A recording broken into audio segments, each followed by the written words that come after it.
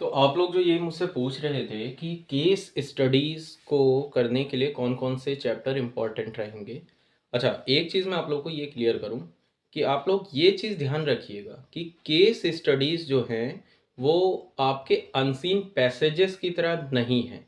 कुछ बच्चों को ये डाउट रहता है, ये सोचते हैं कि जैसे अनसीन पैसेजेस हम पढ़ते हैं और उसी पैसेज में उनके आंसर्स होते हैं, तो फिजिक्स में आपके केमिस्ट्रीज में इस तरह के केस स्टडीज जो होते हैं उनमें किसी भी तरह से उन केसेस में ज़रूरी नहीं है कि सारे आंसर छुपे हों।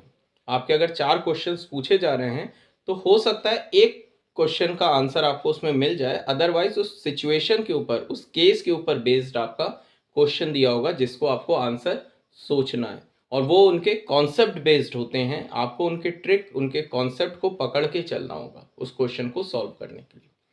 तो यहाँ पे मैं आपको कुछ इंपॉर्टेंट चैप्टर बता रहा हूँ जो केस स्टडी के लिए इंपॉर्टेंट हो सकते हैं। एक आपका है सेमीकंडक्टर, इसमें से मोस्टली आपके एक केस बनता ही बनता है ऑलमोस्ट हर साल।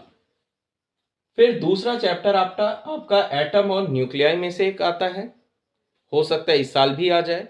फिर एक चैप्टर होता है आपका वेव ऑप्टिक्स में से, जहाँ पे हाइगन्स प्रिंसिपल वाला जो पार्ट है आपका, देन फोटो इलेक्ट्रिक इफेक्ट।